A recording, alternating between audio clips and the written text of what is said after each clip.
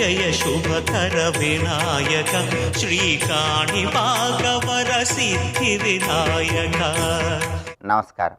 ప్రేక్షకులందరికీ శుభోదయం. ఈనాటి శుభయోగం శీర్షికన శ్రీకృష్ణ జయంతి సందర్భంగా ఎలాంటి విధి విధానాలు పాటించాలో, తద్వారా ఎలాంటి ప్రయోజనాలు సిద్ధింపజేసుకోవచ్చో, అదేవిధంగా సోమవారం సందర్భంగా చంద్రుణ్ణి ప్రసన్నం చేసుకోవటానికి పాటించాల్సిన ముఖ్యమైన విధి విధానాలు ఏంటో పరిశీలిద్దాం. ప్రధానంగా ఈరోజు శ్రీకృష్ణ జయంతి.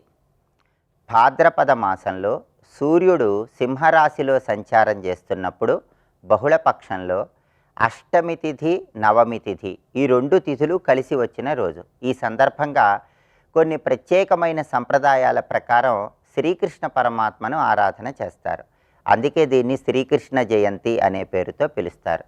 శ్రీకృష్ణ జయంతి సందర్భంగా ఈరోజు గృహంలో శ్రీకృష్ణ పరమాత్మ చిత్రపటం దగ్గర ఆవు నెయ్యితో దీపాన్ని వెలిగించటం, నీలం రంగు పుష్పాలతో తులసి దళాలతో కృష్ణుణ్ణి పూజించటం, అలాగే జపమాలికలలో తులసి మాలికతో శ్రీకృష్ణ పరమాత్మకు సంబంధించిన ఓం కృష్ణాయ గోవిందాయ గోపీజన వల్లభాయ నమః అనే మంత్రాన్ని స్మరించుకోవటం ద్వారా శ్రీకృష్ణ పరమాత్మ సంపూర్ణమైన అనుగ్రహానికి సులభంగా పాత్రలు కావచ్చు. అదేవిధంగా సోమవారానికి అధిపతి చంద్రుడు కాబట్టి మానసిక అశాంతిని తొలగింపజేసుకోవటానికి, మానసిక ప్రశాంతతను పెంపొందింపజేసుకోవటానికి, సాఫ్ట్వేర్ రంగంలో అత్యుత్తమ స్థాయిలో రాణించటానికి, తల్లితరపు ఆస్తులు తొందరగా సంక్రమించటానికి చంద్రుడికి ప్రీతికరమైన విధంగా కొన్ని ప్రత్యేకమైన విధి విధానాలు పాటించాలి. ప్రధానంగా ఈరోజు స్నానం చేసే సమయంలో మీరు స్నానం చేసే నీళ్లలో వట్టివేళ్ళు, తెల్లటి పుష్పాలు కొన్ని కలుపుకొని దానితో పాటుగా ఒక శంఖంలో జలం తీసుకుని ఆ శంఖ జలాలు కూడా మీరు స్నానం చేసే నీళ్లలో కలుపుకొని ఆ నీటితో స్నానం చేస్తూ సోం సోమాయ నమః అని మనసులో స్మరించుకుంటే చంద్రుడిని సులభంగా ప్రసన్నం చేసుకోవచ్చు. సోమవారానికి అధిపతి అయిన చంద్రుడి అనుగ్రహం కలగాలంటే చంద్రుడికి ప్రీతికరమైన దిక్కు వాయువ్య దిక్కు కాబట్టి స్నానం చేశాక మీ గృహంలో వాయువ్యం మూల ఒక పీట ఉంచి ఆ పీట మీద ముగ్గు వేసి మట్టి ప్రమిద ఉంచి దానిలో ఆవు నెయ్యి పోసి చంద్రుడికి ప్రియమైన విధంగా 2 ఒత్తులు విడిగా వేసి దీపాన్ని వెలిగించాలి. ఇలా వాయువ్య దీపం వెలిగించడం ద్వారా చంద్రుడి సంపూర్ణమైన అనుగ్రహం కలుగుతుంది. అలాగే సకల దేవతా స్వరూపమైన గోమాతకు అరటిపండు ఈరోజు ఆహారంగా తినిపించడం, నానబెట్టిన బియ్యం ఆహారంగా తినిపించడం ద్వారా కూడా చంద్రుడిని సులభంగా ప్రసన్నం చేసుకోవచ్చు. అలాగే ఈరోజు ఉపవాసం ఉంటే చాలా మంచిది. సోమవారం సందర్భంగా ఉపవాసం ఉండే వాళ్ళు ఎవరైనా సరే పగలు ఉపవాసం ఉండి రాత్రికి తెలుపు రంగులో ఉన్న పదార్థాలు కానీ లేదా పాలతో తయారు చేయబడిన పదార్థాలు కానీ ఆహారంగా స్వీకరిస్తే చంద్రుడి సంపూర్ణమైన అనుగ్రహానికి సులభంగా పాత్రలు కావచ్చు. అలాగే ఈరోజు తెలుపు రంగులో ఉన్నటువంటి పుష్పాలు, మల్లెపూలు, జాజిపూలు, నందివర్ధనం పూలు ఇలాంటి పుష్పాలను లేదా తెలుపు రంగు వస్తువులను ఎవరికైనా దానమిచ్చినా కూడా చంద్రుడి సంపూర్ణమైన అనుగ్రహం కలుగుతుంది. జ్యోతిష శాస్త్రపరంగా నవగ్రహాల్లో చంద్రుడికి అధిష్టాన దైవం శ్రీ మహాలక్ష్మీదేవి కాబట్టి సోమవారం పూట శ్రీ మహాలక్ష్మీదేవిని తెల్లటి పుష్పాలతో పూజిస్తూ లక్ష్మీ అష్టోత్తరం పఠించినట్లయితే లక్ష్మీ కటాక్షం కలగటంతో పాటు చంద్రగ్రహ దోషాలు తొలగిపోతాయి, చంద్రుడిని ప్రసన్నం చేసుకోవచ్చు, ధనలాభంతో పాటుగా మానసిక ప్రశాంతతను కూడా సిద్ధింపజేసుకోవచ్చు. అలాగే పరమేశ్వరుడు చంద్రశేఖరుడు కాబట్టి పరమేశ్వరుడికి ఆవు పాలతో కానీ ఆవు పెరుగుతో కానీ అభిషేకం చేయటం, తెలుపు రంగు పుష్పాలతో పరమశివుణ్ణి పూజించడం ద్వారా కూడా శివానుగ్రహము, నవగ్రహాల్లో చంద్రుడి అనుగ్రహం కలిగి మానసికంగా ప్రశాంతత ఉంటుంది. స్థిరమైన నిర్ణయాలు తీసుకునే శక్తి సామర్థ్యాలు పెరుగుతాయి. సాఫ్ట్వేర్ రంగంలో కూడా అత్యుత్తమ స్థాయిలో రాణించడానికి ఇది విశేషంగా సహకరిస్తుంది. కాబట్టి శ్రీకృష్ణ జయంతి సందర్భంగా కృష్ణుణ్ణి స్మరించుకోవటం, కృష్ణ పరమాత్మ మంత్ర పఠనం చేయటం, దానితో పాటుగా సోమవారం సందర్భంగా నవగ్రహాల్లో చంద్రుణ్ణి ప్రసన్నం చేసుకోవటానికి ఈ విధి విధానాలు పాటించడం ద్వారా సమస్త శుభాలను సిద్ధింపజేసుకోవచ్చు. రేపటి శుభయోగం శీర్షికన మంగళవారం సందర్భంగా కుజగ్రహ అనుగ్రహం కోసం ఎటువంటి ప్రత్యేకమైన విధి విధానాలు పాటించాలో, కుజుడికి ఎవరు అధిష్టాన దేవతలుగా ఉంటారో, కుజగ్రహానికి సంబంధించిన అధిష్టాన దేవతలను ఏ విధంగా ఆరాధన చేస్తే సంపూర్ణంగా కుజదోషాలు తొలగింపజేసుకొని కుజుడి అనుగ్రహానికి సులభంగా పాత్రలమవ్వచ్చో పరిశీలిద్దాం. నమస్కారం.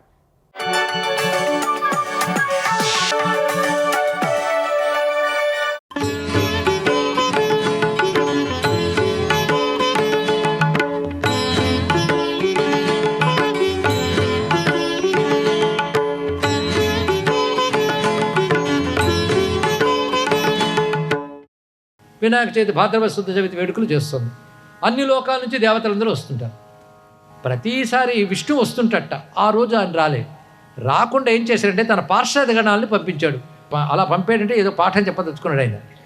ఆ పార్షద గణాలు వచ్చి కానుకలన్నీ ఇచ్చి మధ్యాహ్నం మగానికి వెళ్ళొస్తామమ్మ అన్నాడు. అమ్మవారు మరి భోజనం చేయరా అని అడిగారట.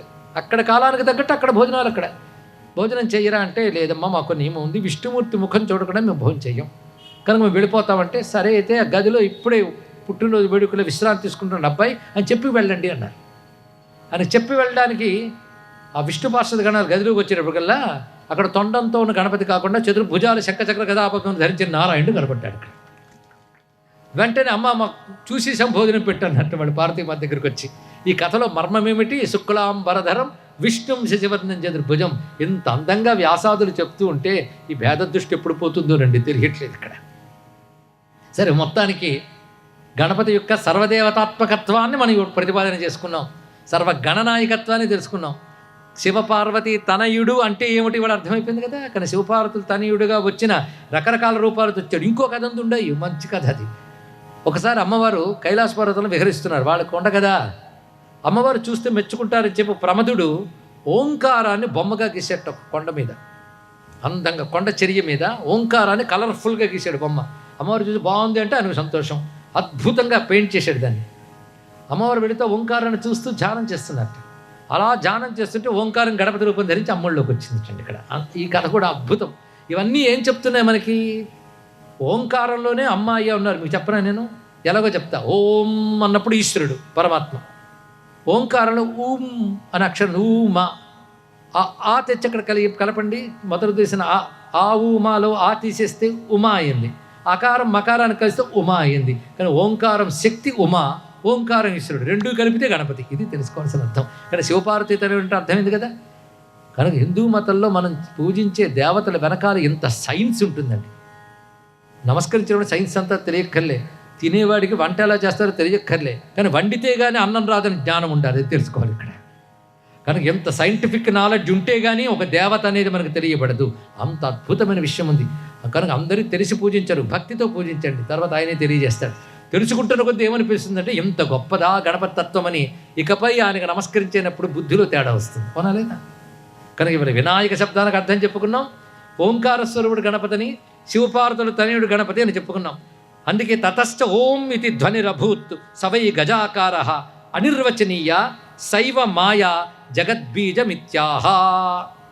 ఇది ఉపనిషద్వాక్యం. ఇంకా ఉపనిషద్వాక్యాలు చెప్తున్నాం. స విష్ణు, స శివ, స బ్రహ్మ, సేందు, స సూర్య, స వాయు, సోగ్ని, స బ్రహ్మ. ఇక్కడ మొదటి బ్రహ్మ తర్వాత బ్రహ్మ చెప్పినప్పుడు మొదటి బ్రహ్మదేవుడని, తర్వాత పరబ్రహ్మం అని అర్థంలో. కానీ విష్ణువు, శివుడు, బ్రహ్మ, ఇందు అంటే చంద్రుడు, సూర్యుడు, వాయువు, అగ్ని, ఇవన్నీ కూడా ఆయనే. ఆయనే అంటే భేదమే లేదు కదా.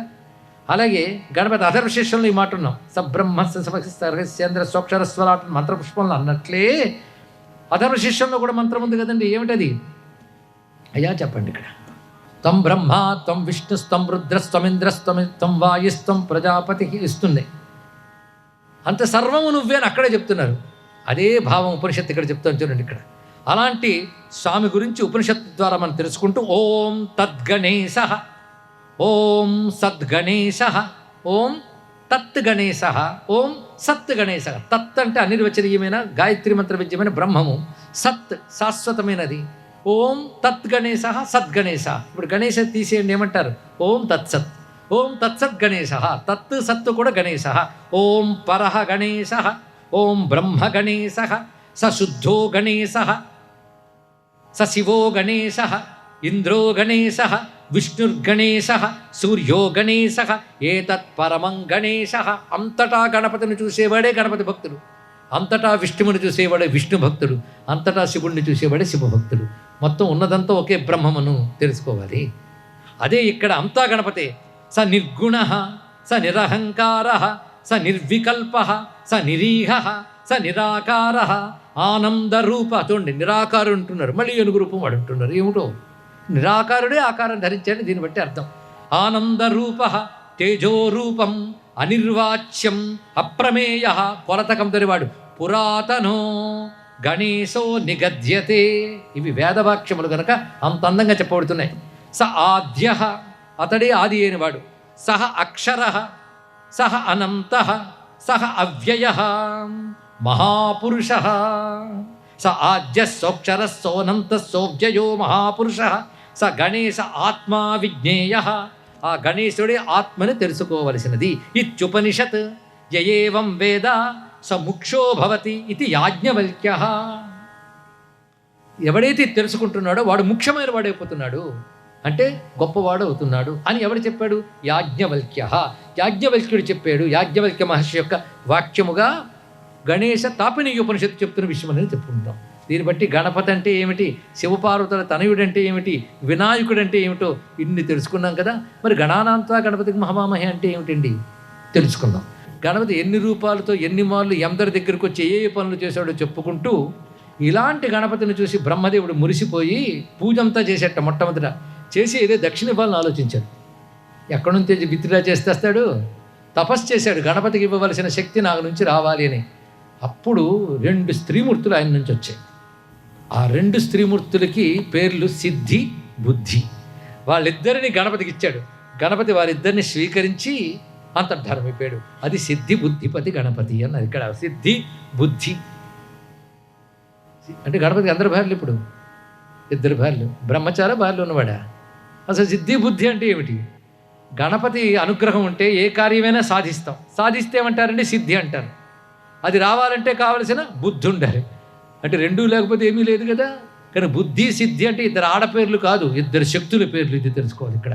సర్వం శ్రీ మహాగణపతి చరణారవిందార్పణమస్తు.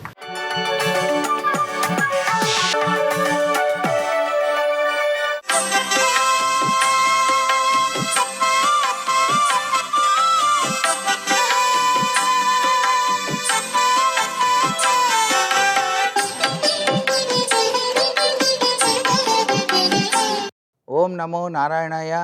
ఓం నమశివాయ. శ్రీమాత్రే నమః. ఈరోజు సోమవారం.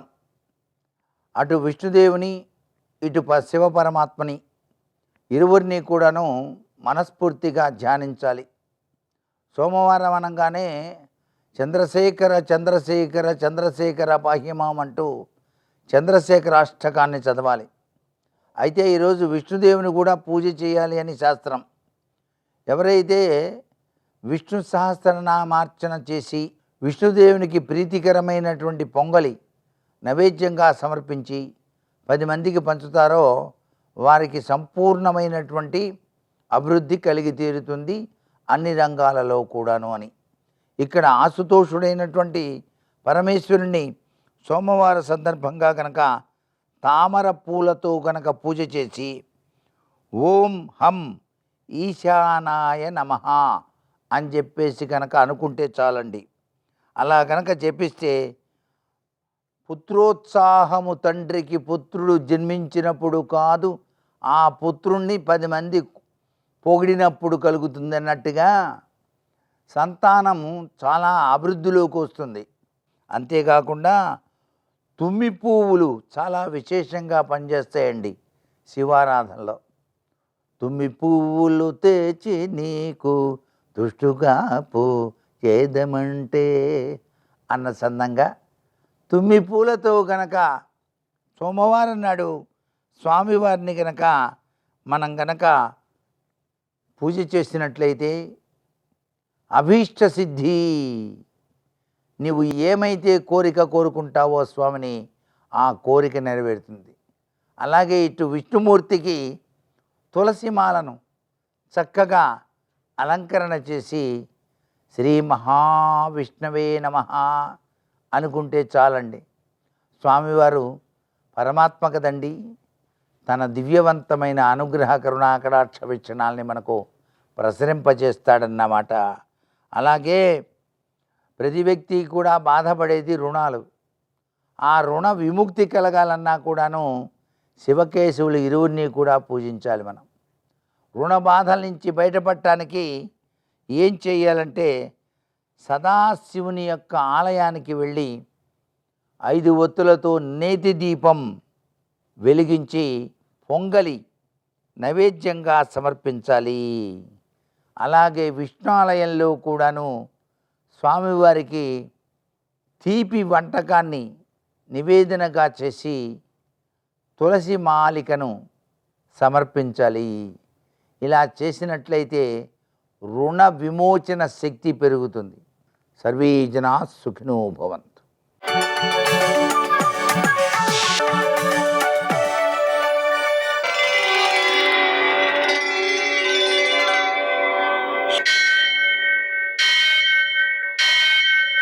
సహస్రశీరుషం దేవం విశ్వాక్షం విశ్వశంభువం విశ్వం నారాయణం దేవమక్షరం పరమం పదం విశ్వతః పరమాం నిత్యం విశ్వం నారాయణగుం హరిం విశ్వమేవేదం పురుషస్తద్విశ్వముపజీవతి పతిం విశ్వస్యాత్మేశ్వరం శాశ్వతం శివమచ్యుతం నారాయణం మహాజ్ఞేయం విశ్వాత్మానం పరాయణం.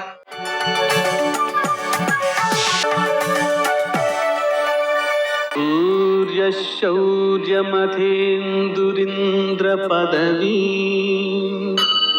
సన్మంగళం మంగళం. మృత్యుంజయాయ రుద్రాయ నీలకంఠాయ శంభవే అమృతేశాయ సర్వాయ మహాదేవాయ తే నమః. నేటి కాలమాన విశేషాలను గమనిద్దాం. స్వస్తిశ్రీ చాంద్రమాన విశ్వావసనామ సంవత్సరం దక్షిణాయనం వర్ష ఋతువు భాద్రపద మాసం కృష్ణపక్షం సోమవారం. సూర్యోదయం 6 గంటల 7 నిమిషాలకు, సూర్యాస్తమయం 6 గంటల 15 నిమిషాలకు. తిథి నవమి రాత్రి 1 గంట 33 నిమిషాల వరకు, నక్షత్రం మృగశిర ఉదయం 7 గంటల 32 నిమిషాల వరకు, వర్జం మధ్యాహ్నం 3 గంటల 40 నిమిషాల నుంచి 5 గంటల 13 నిమిషాల వరకు, దుర్ముహూర్తం మధ్యాహ్నం 12 గంటల 35 నిమిషాల నుంచి 1 గంట 24 నిమిషాల వరకు, మరల మధ్యాహ్నం 3 గంటల 1 నిమిషం నుంచి 3 గంటల 49 నిమిషాల వరకు, అమృతకాలం రాత్రి 9 గంటల 5 నిమిషాల నుంచి 10 గంటల 35 నిమిషాల వరకు, రాహుకాలం సోమవారం కాబట్టి ఉదయం 7:30 నుంచి 9 గంటల వరకు, శుభప్రదమైన సమయం ఉదయం 10 గంటలకి. నేటి విశేషం సోమవారం. అలాగనే వ్యతిపాత మహాలయం, అవిధవా నవమీశ్రార్థం, ఆశ్వలాయనులకు మాఘ్య వర్ష శ్రాద్ధమునకు అన్వష్టక. ఈ అష్టకాశ్రార్థం అనేటువంటి విధానంలో అష్టమి నాడు, దానికి ముందు రోజు, తర్వాత రోజు కూడా ఆ పితృదేవతారాధన చేస్తారు. అది అత్యుత్తమ సత్ఫలితాన్ని అందజేస్తుంది. అందులోనూ ఈరోజు వ్యతిపాత కూడా ఉంది. వ్యతిపాత ప్రయుక్తంగా మహాలయం చేస్తారు. దాని ద్వారా పితృదేవతలకు అత్యంత సత్ఫలితం సిద్ధిస్తుంది, వారి యొక్క అనుగ్రహం సిద్ధిస్తుంది. అలాగే ఎవరైతే భర్త కంటే ముందు పునిస్త్రీగా శరీరాన్ని విడిచిపెడతారో వారికి ప్రత్యేక గౌరవాన్ని కలిగిస్తూ ఈరోజు శ్రాద్ధాన్ని ఏర్పాటు చేస్తారు. అదేవిధంగా సోమవారం కాబట్టి శివపరివారాన్ని పూజించడం ద్వారా, చంద్రుణ్ణి పూజించడం ద్వారా సకల సంపదలు చేకూరుతాయి, మనశ్శాంతి లభిస్తుంది. వ్యతిపాతం ఉంది ఈ రోజున. ఆ కారణంగా సాయంకాలం 6:15కి సూర్యాస్తమయం కాబట్టి దాని లోపల సాయంకాలపు వేళ 250 మిల్లీగ్రాములు సుమారుగా ఉండేటువంటి బంగారాన్ని దానం చేస్తూ ఆ వ్యతిపాత అధిపతులుగా సూర్యుడిని, విష్ణుమూర్తిని పూజించడం ద్వారా, ప్రార్థించడం ద్వారా మిగిలినటువంటి గ్రహణాదులలో చేసిన దానము కంటే అక్షయమైన ఫలితాన్ని పొందేటువంటి శక్తి దీంట్లో ఉంది. అంతేకాకుండా మనం ఇచ్చేటువంటిది గురువిందగింజంత ఎత్తు బంగారం. దాన్ని దానం చేయడం ద్వారా గుంజామాత్రమిదం స్వర్ణం ఇది విప్రకరేర్పితం, అది మేరు పర్వతంతో సమానమైన బంగారాన్ని దానం చేసినంత గొప్ప ఫలితాన్ని ఇస్తుంది. స్మార్తులకు, వైష్ణవులకు శ్రీకృష్ణ జయంతి.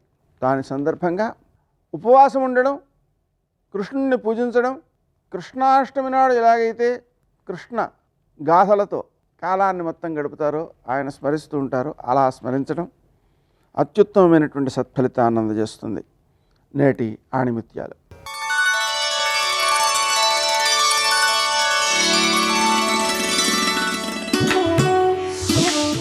నటించేవారి మాటలు మెత్తగా ఉంటాయి, మంచి కోరి చెప్పేవారి మాటలు సూటిగా ఉంటాయి.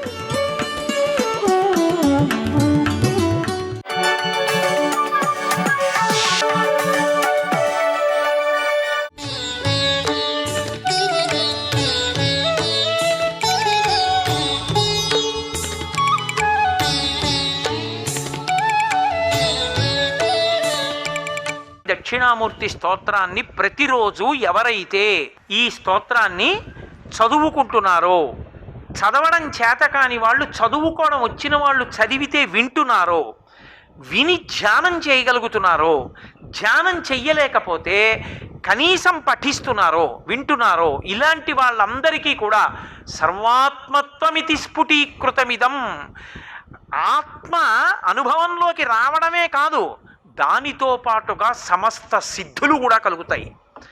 ఈ ఒక్క స్తోత్రం అంత శక్తివంతమైనదని ఒక్క భోరంభంశనలో నిలోంబర మహార్నాథో హిమాంసొప్పుమాన్ అన్న శ్లోకాన్ని సగుణోపాసనం ఇచ్చారు, అష్టమూర్తి తత్వాన్ని. మిగిలిన శ్లోకాలు విశ్వందర్పణ దృశ్యమాన నగరీ తుల్యం నిజాంతర్గతం పశ్యన్నాత్మని మాయయా బహిరివోద్భూతం యథా నిద్రయా యస్ సాక్షాత్కురుతే ప్రబోధతమయే స్వాత్మానమేవాద్వయం తస్మై శ్రీగురుమూర్తయే నమయిదం శ్రీ దక్షిణామూర్తయే అంటూ వారు చేసిన శ్లోకాలు కేవలము స్తుతి పాఠములు కావు, జ్ఞాన ప్రబోధకములు.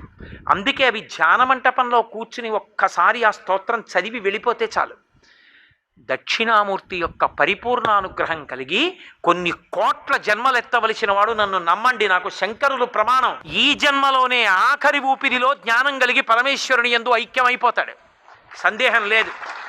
అంత గొప్ప స్తోత్రం ఈ ప్రపంచంలో వాంగ్మయం మొత్తం మీద ఉన్న ఒకే ఒక్క స్తోత్రం దక్షిణామూర్తి స్తోత్రం. అందుకే శంకరాచార్యుల వారి వాంగ్మయం అంతా ఒకెత్తు, సామాన్యుల కోసం ఇచ్చిన దక్షిణామూర్తి స్తోత్రం ఒక్కటి ఒకెత్తు. అంతేకాదు, దక్షిణామూర్తి స్తోత్ర వైభవం ఏమిటో తెలుసా? ఏల్నాటి శనిలో ఉన్నవాడు, శని వక్రించిన వాడు కూడా బెంగపెట్టుకోక్కర్లా. శని వక్రించడం అంటే శని ఆ రాశిలోంచి ఇంకో రాశిలోకి వెళ్ళి వెనక్కి వస్తూ ఉంటాడు, తులారాశిలోంచి కన్యారాశిలోకి వెళ్ళి కన్యారాశిలోంచి తులారాశిలోకి వస్తాడు. అలా వక్రిస్తే ఆరోగ్యం దెబ్బతింటుంది, చాలా ఇబ్బంది పడతాడు ఆరోగ్యం విషయంలో. శని వక్రించిన వాళ్ళు, అష్టమ శనిలో ఉన్నవాళ్ళు, అర్ధాష్టమ శని వాళ్ళు, ఏలినాటి శని వాళ్ళు ఎవరైనా సరే శంకరాచార్యులు వారు హామీ ఇచ్చేశారు. దేన్ని ఆధారం చేసుకున్నా తెలుసా? జ్యోతిష శాస్త్ర పరిజ్ఞానం శంకరులకు అంత దిట్ట, వారికి తెలియని శాస్త్రం లేదు. వారు అపర శంకరులు, కాలడి శంకరుడు, కామకోటి శంకరుడు, కాలడి శంకరుడు, శృంగేరి శంకరుడు. కాబట్టి మహానుభావుడు ఆయన జ్యోతిష శాస్త్రం అంతా తెలుసు కాబట్టి ఈ జాతికంతటికి ఆయన ఒక వరం ఇచ్చారు. మీకు ఏ గ్రహం, ఏ పాపగ్రహం జాతకంలో బాధ పెడుతుండనివ్వండి, గురుగ్రహం యొక్క అనుగ్రహం మీకు ఉన్నంతకాలం మీ జాతకంలో ఇతర గ్రహములు ఏమీ చెయ్యలేవో. అందుకే జ్యోతిష శాస్త్ర పరిజ్ఞానం వేరు, జ్యోతిష శాస్త్ర పరిజ్ఞానం పౌరాణిక జ్ఞానంతో, అందుకే వేదానికి ఉపాంగం. వేదానికి ఉపాంగంగా జ్యోతిషం తెలుసుకోవడం వేరు. దాని వలన ఏమవుతుందంటే రోజు దక్షిణామూర్తి స్తోత్రం చేసేవాడిని శనీశ్వర గ్రహం కూడా చెనకదు. కారణం ఏమిటంటే బలహీనంగా ఉన్న గురుగ్రహాన్ని అది బలవంతం చేస్తుంది జాతకంలో.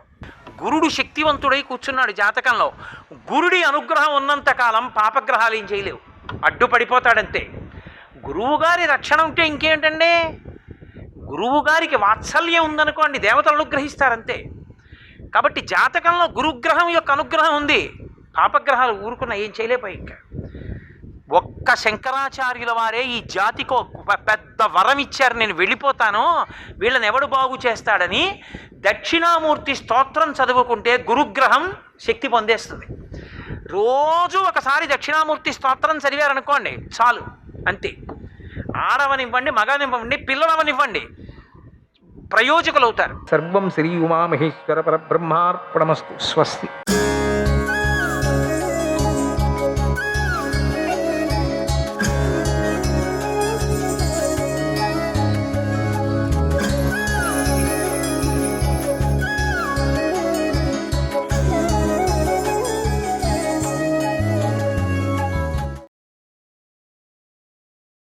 దేవేంద్రుడు మధ్యలోకాన్ని తన రాజ్యంగా చేసుకొని అక్కడి నుంచి తన శత్రువులైన దానవులను సంహరించడం ప్రారంభించాడు. ఇక బ్రహ్మదేవుడు ఉన్నట్టుండి అంతర్ధానమైపోయి బ్రహ్మదండం అనబడేటువంటి అగ్నిదేవుడిలో నుంచి ఐంద్రాస్త్రములు, ఆగ్నేయాస్త్రములు, వాయువ్యాస్త్రములు, రౌద్రాస్త్రములు అనే పేర్లతో 4 రకాల ఆయుధాల గుంపులను సృష్టి చేసి దేవతలకు ఇచ్చాడు. ఇక దైత్య దానవ రాక్షస జాతుల్లో జీవించి ఉన్నవారు కూడా దేవతలు చేసినట్లుగానే తపస్సు యజ్ఞాలు చేసి దేవతల్లాగానే తాము కూడా ఆయుధాలను సంపాదించి కొంత సైన్యం కూడా సంపాదించి మహావీరులుగానే ఉన్నారు. కానీ వాళ్ళు తమ కామాది వికారాలను జయించలేకపోవడం వల్ల అధర్మ మార్గంలోకి వెళ్ళిపోయి దేవతల నుంచి విడిపోయి తమ రథాల మీద మందర పర్వత ప్రాంతాలకు వెళ్ళిపోయి అక్కడ విడిగా జీవించసాగారు. అక్కడ వాళ్ళు తమ సొంత పద్ధతితో తమ తపస్సు కొనసాగించుకున్నారు. కానీ శ్రీ మహావిష్ణువు అనేకసార్లు స్వయంగా పూనుకొని ఆ రాక్షస సంఘాలను వాళ్ళ చతురంగ సేనను సంహరించాడు. జనమేజయ, ఈ విధంగా సత్వగుణం గల దేవతల తపోబలం విష్ణుమూర్తి యొక్క అండతో జయోన్ముఖం కాగా ఇక తమోగుణ ప్రధానుడైన రాక్షసుల తపస్సు వారికి అనేకసార్లు పరాజయాలను వినాశాలను తెచ్చిపెట్టింది కదా. కనుక తపస్సు చేశామంటే చాలదు. చేసే తపస్సు ధార్మిక మార్గంలో ఉందో లేదో, సాత్విక మార్గంలో ఉందో లేదో కూడా సాధకులైన వారు ఎప్పటికప్పుడు ఆత్మ పరీక్ష చేసుకుంటూ ఉండాలని దీన్ని బట్టి మనం గ్రహించాలి కదా. జనమేజయుడు అడుగుతున్నాడు, వైశంపాయన మహర్షి ఈ విధంగా దానవ జాతి పూర్తిగా మోక్షానికి దూరమైపోయి అజ్ఞానంలో మునిగి ఉంటే ఇక వారు దేవతలు కలిసి ఎలా జీవించారు, వారి జీవన విధానం ఎలా జరిగింది అని అడిగారు. విడివిడిగా ఉండిపోయారు కదా, ఇంకా వీళ్ళు ఎట్లా ఉంటారు? ఇక వీళ్ళిద్దరూ కలిసేది ఎప్పుడు? వీళ్ళిద్దరూ కలిసిన తర్వాత ఏమవుతుంది? వీళ్ళు కలుస్తారా? వైశంపాయనుడు ఇలా చెప్పాడు, జనమేజయ, నీ ప్రశ్నకు సమాధానంగా 1-2 సన్నివేశాలు చెప్తాను. కృతయుగం పూర్తి అయిపోయి త్రేతాయుగం రాబోతూ ఉండగా బ్రహ్మదేవుడు మహర్షులు అంతా కలిసి నాస్తికుడైన వేనరాజును సంహరించి, మీరు భాగవతం వింటే ఇది తెలుస్తుంది, వేనరాజుడు అంటే. భాగవతం వినకపోతే ఇది తెలియదు మనకు. అందుకైతే భాగవతం అయిన తర్వాత మనకు హరివంశం చెప్పుకోవాలంటారు. ఎవరు బాగా భాగవతం వింటారో ఈ హరివంశం మొత్తము బ్రహ్మతత్వం పూర్తిగా అర్థమైపోతుంది. ఇది ఎవరిని అడగాల్సిన పని లేదు, అర్థం అవుతుంది అనుకోవాలా. అప్పుడు ఏం చేయాలంటే భాగవతం పూర్తిగా వినాల. పరమాత్ముడి కథ వింటేనే ఇది అర్థమవుతుంది, లేకపోతే అర్థంగా. భక్తి అన్నాను కదా, జ్ఞానం. ఇది మొదట భక్తి, భాగవతం భక్తి, తర్వాత జ్ఞానం, తర్వాత ఈ భాగవతం వినకనే ఇది జ్ఞానం. దీన్ని వింటే మనకు అర్థం కాదు, కేవలం శబ్దాలు మాత్రం వినపడుతుంటాయి, ఏదో విపరీతమైన చంచలం కూడా ఉంటుంది, అర్థం కాదు. అర్థమవుతుంది. విష్ణువునే వేడుకోండి, అప్పుడు అర్థమవుతుంది. బ్రహ్మదేవుడు మహర్షులు అంతా కలిసి నాస్తికుడైన వేనరాజును సంహరించి అతడి పుత్రుడు విష్ణాంశ సంభూతుడు అయిన పృథు మహారాజును రాజ్యంలో పట్టాభిషేకం చేశారు. అతడు రాజ్యంలోకి వచ్చేసరికి త్రేతాయుగం వచ్చేసింది. పృథు మహారాజు ధర్మాన్ని రాజ్యంలో బాగా సుప్రతిష్టం చేశాడు. ప్రజలంతా తమకు అన్ని విధాల ధార్మికమైన వృత్తి లభిస్తుందని, సత్కర్మానుష్ఠానాలు సాగుతున్నాయని సంతోషిస్తూ ఉన్నారు. ఆ రోజుల్లో ఒకసారి దేవతలు దానవులు కూడా కలిసి మందర పర్వతం మీద సమావేశమై ఎవరి పద్ధతుల్లో వారు తపస్సులు మొదలుపెట్టారు. కొంతకాలానికి ఇద్దరూ బాగా అలసిపోయారు. ఆ కొండ చలియల మీదే విశ్రాంతి తీసుకుంటూ కూర్చున్నారు. అది వైశాఖ మాసం, ఎండ తీవ్రంగా ఉంది, గాలి కొంచెంగా వీస్తుంది. ఇంతలో ఎక్కడి నుంచో ఒక అపూర్వమైనటువంటి సువాసన వారి ముక్కులకు సోకింది. ఆ సువాసన మత్తెక్కిస్తుంది.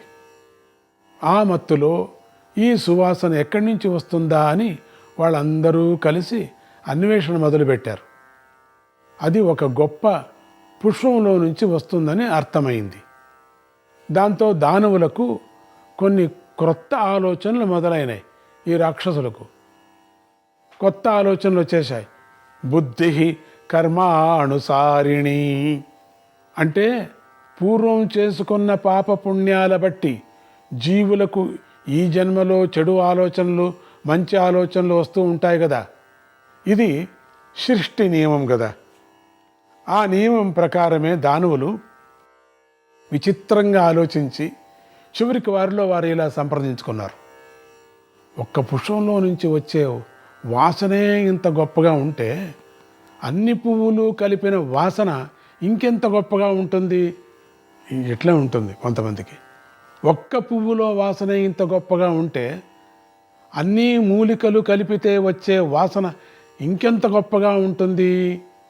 కనుక మనం ఒక పని చేద్దాం. భూమి మీద ఉన్న ఔషధాలన్నీ తెచ్చి సముద్రంలో పడేసి ఈ మందర పర్వతాన్నే కవ్వంగా చేసి ఆ సముద్రాన్ని చెలుకుదాం. మనం చేసే ఔషధాలలో సోమలత కూడా ఉంటుంది కనుక ఇతర దివ్య ఔషధాలన్నీ కలిసి ఉంటాయి కనుక ఈ మథనంలో నుంచి ఖాయంగా అమృతం జన్మిస్తుంది. అమృతం పుట్టాక దాన్ని మనమంతా పంచుకొని అనుకున్నారు. కనుక మనం అందరం కలిసి అమృతం కోసం సముద్ర మథనం ప్రయత్నం చేద్దాం. అమృతపానం చేశామంటే మన దేవతలతో సమానమైపోతాం. దీన్ని దేవతల పక్షాన ఉండే విష్ణుమూర్తి కూడా ఆపలేడు కదా. ఈ రాక్షసులకు పుట్టింది కదా.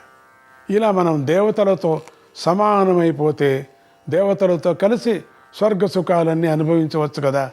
మనమే కాదు, మన భార్య, పిల్లలు మొదలైన పరివారం అంతా అనుభవించవచ్చు అని ఆలోచించారు. దానవులు ఇలా ఒకరితో ఒకరు మాట్లాడుకొని ముందు ఈ మందర పర్వత శిఖరాన్ని పీకి సముద్రంలో పడేద్దాం అని ఆలోచించి ఆ శిఖరాన్ని పీకడం కోసం అటు ఇటు పరుగులు తీసి మోకాళ్ళు మోటించి చేతులతో బిగించి రకరకాల ప్రయత్నాలు చేశారు. అన్ని ప్రయత్నాలు చేసిన ఆ పర్వతం అణువంత కూడా కదలలేదు. చివరికి దానవులంతా నీరసంతో వ్రేళ్లాడి కూలబడ్డారు. కానీ అప్పటికే వారు కొత్తగా తపస్సు చేసి ఉన్నారు కనుక వారి బుద్ధి కొంచెం సవ్యంగా పనిచేసి బ్రహ్మదేవుణ్ణి శరణు వేడారు. కొంచెం మంచి బుద్ధి ఉంది. అప్పుడప్పుడే లేచారు పూజ నుంచి. అప్పుడే పూజ నుంచి లేచిన వాడికి బుద్ధి బాగుంటుంది కదా. నాయనలారా, మీ దానవ జాతి వారు ఒక్కరూ ఊనుకుంటే ఈ పని కాదు. చాలా పెద్ద పని. అమృతం అనేది అట్లా పుట్టదు. మీతో కాదది.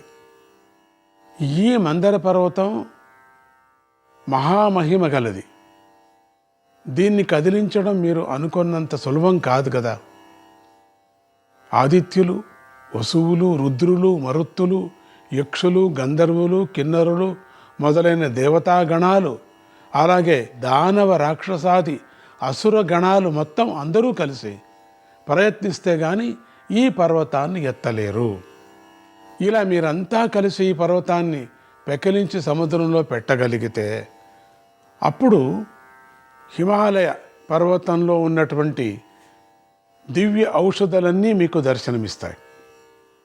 అప్పుడు కూడా మీరంతా కలిసి వెళితే ఆ ఔషధాలన్నీ మీ చేతిలోకి వస్తాయి. అందరూ కలిసి వెళ్ళాల, కలిసి పని చేయాల. అన్నదమ్ముళ్ళు ఇద్దరూ కలిసి పనిచేయాలి. రాక్షసాంశంతో ఉండిన వాళ్ళు మీరు కాక దైవగుణంతో ఉండిన వాళ్ళు కూడా కలుసుకోవాలా. వాళ్ళకి మీకెంత శక్తి ఉందో అంతకన్నా శక్తి వాళ్ళకు ఉంది కదా. ఇద్దరూ చేరుకుంటే మాత్రమే అమృతం పుడుతుంది. ఆ తర్వాత మళ్ళీ మీరంతా కలిసి లవణ సముద్ర మథనం చేస్తే మీరు కోరుకున్న అమృతం జన్మిస్తుంది. కనుక అందరూ కలిసి ఎత్తుకోవటం ఒకటి, లవణ సముద్రంలో పెట్టి కలపటం ఒకటి, ఇవన్నీ చేయాల. అందరూ కలిసికట్టుగా ప్రయత్నం చేసుకోండి అన్నాడు బ్రహ్మదేవుడు. లేకపోతే మీకు అమృతం దొరకదని. ఆ మాటలు విన్న దానవులు గత్యంతరం లేక దేవతల దగ్గరికి వెళ్ళి వారితో సంధి చేసుకొని పుట్టినటువంటి అమృతాన్ని అందరూ సమానంగా పంచుకునేటట్లు ఒప్పందం చేసుకొని అందరూ కలిసి మందర పర్వతాన్ని పెకలించటానికి ప్రయత్నించారు. ఇద్దరు చేరుకున్నారు, ఏదో ఒక ఒప్పందానికి వచ్చారు. ఇలా దేవదానవ జాతులు ఇద్దరూ కలిసి ప్రయత్నించేసరికి మందర పర్వతం సులభంగానే పైకి లేచింది. వారందరూ కలిసి దాన్ని సముద్రంలో నిలబెట్టి దానికి వాసుకి మహాసర్పాన్ని కవ్వపు త్రాడుగా చేసి హిమాలయ పర్వతం నుంచి ఔషధాలను తెచ్చి సముద్రంలో పడవేసి వేలకు వేల సంవత్సరాలు మథనం చేశారు. ఎన్నో వేల సంవత్సరాలు మథనం చేశారు.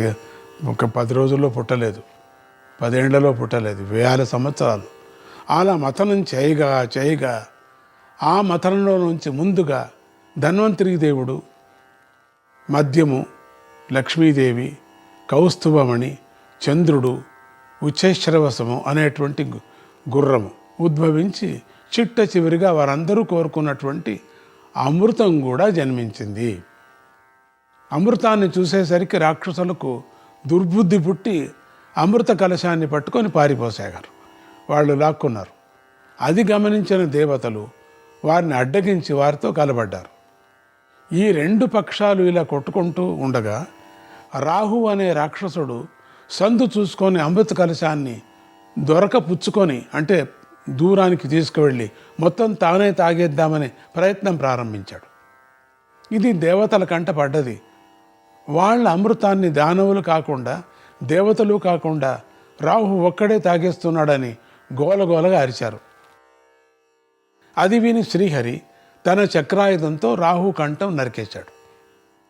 ఈలోగా పితృగణాలు మునిగణాలు జాగ్రత్తపడి ఆ అమృత కలశాన్ని లాగేసుకున్నారు.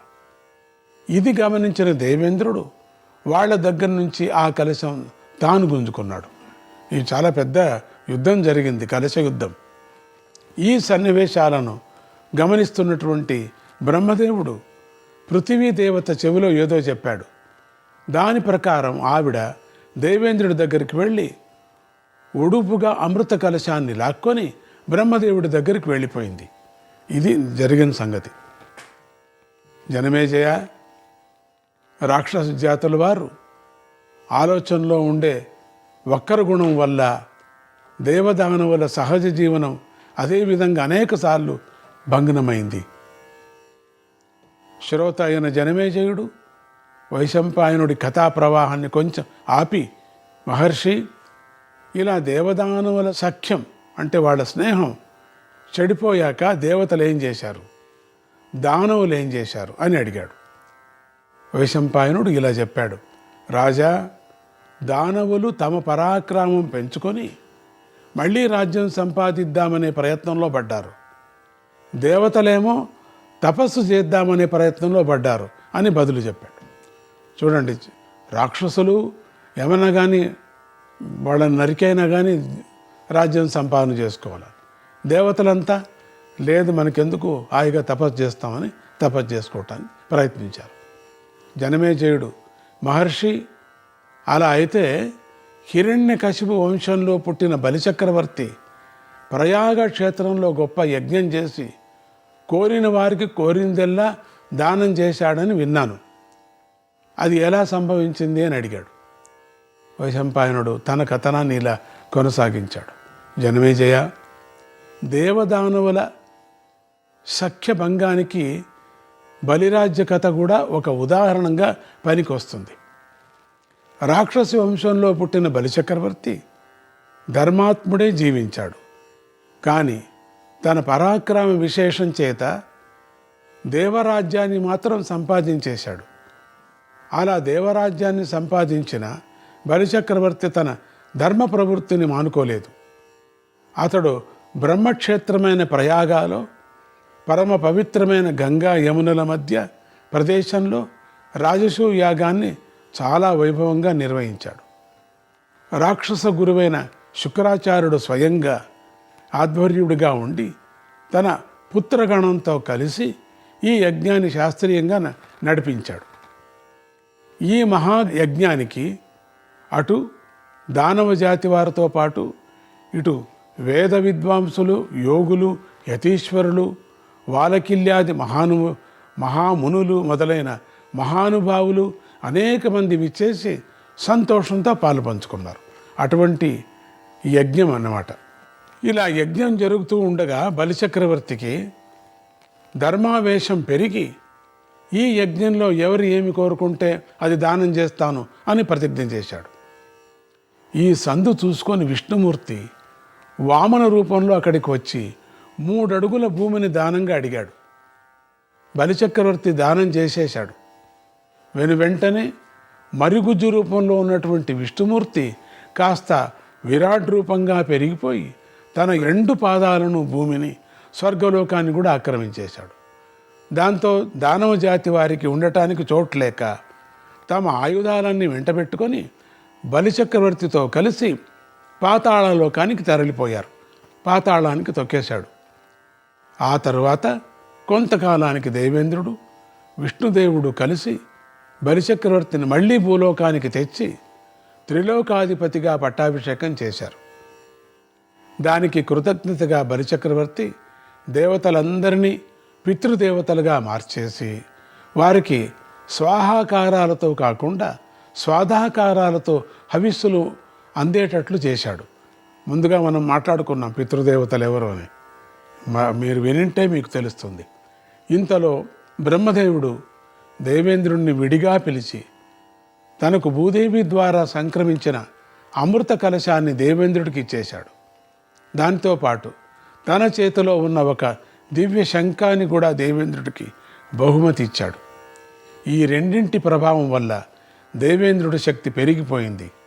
దేవేంద్రుడు ఆ దివ్య శంఖాన్ని పూరించేసరికి ఆ ధ్వనికి అతడి శత్రువులంతా తలో పక్కకు పారిపోయారు. దేవతలంతా కూడా ఆయన చుట్టూ చేరారు. దేవరాజ్యం మళ్ళీ దేవేంద్రుడికే దక్కింది. దానికి ముల్లోకాలు సంతోషించాయి. జనమేజయ, ఈ విధంగా దేవదానవుల సఖ్య వైరాలు రకరకాల మలుపులు తిరిగాయి. జనమేజయ, ఇక హరిహరుల అభేదాన్ని మరొక పద్ధతిలో ప్రతిపాదించే దక్షయజ్ఞ సన్నివేశాన్ని వివరిస్తాను విను. ప్రచేతసుడి వంశంలో పుట్టినటువంటి దక్ష ప్రజాపతి గొప్ప విష్ణు భక్తుడే కానీ ఆత్మతత్వవేత్త కాదు. అందువల్ల అతను ఎన్ని యజ్ఞాలు చేసినా అతడి శివద్వేషం పోలేదు. మాట్లాడుకున్నాం శివద్వేషం ఎందుకు వచ్చింది, ఇప్పుడు చెప్పాల్సిన పని లేదు. అటువంటి దశలోనే అతడు ఒక అశ్వమేధ యాగం ప్రారంభించాడు. వేద సూత్రాల ప్రకారం ఆ యజ్ఞంలో కొన్ని ఆహుతులను రుద్రదేవుడికి కూడా ఇవ్వవలసి ఉంది. కానీ ద్వేషభావపూరితమై ఉండే దక్షుడు ఆ రుద్రాహుతులను ఇవ్వకుండానే యజ్ఞాన్ని ముందుకు నడిపించేశాడు. శివుడికి ఇవ్వలేదు, ఆహుతులు ఇవ్వలేదు, పరమాత్ముడికి నైవేద్యం పెట్టలేదు. దానికి ఆగ్రహించిన రుద్రదేవుడు నందీశ్వరాది ప్రమథగణాలతో కలిసి వచ్చి ఆ యజ్ఞాన్ని ఒక పశువుగా భావించి ఆ పశువును సంహరించటానికి పూనుకున్నాడు. ఈ మధ్యలో అమ్మవారు రావటం ఇదంతా ఉంది. ఇవన్నీ మనకిప్పుడు అక్కర్లేదు. రుద్రదేవుడు ఇలా కోపోద్రిక్తుడయ్యేసరికి రుద్రగణాలలో ఉండే ఘోరాకారులైన వీరులంతా రెచ్చిపోయి ఆ యజ్ఞశాలను, యజ్ఞ పరికరాలంతా ఉన్నాయి, యజ్ఞ ద్రవ్యాలను చిన్న భిన్నం చేసేశారు. ఈ గందరగోళానికి నందీశ్వరుడు స్వయంగా నాయకత్వం వహించాడు. నారాయణ నారాయణ, హరే కృష్ణ.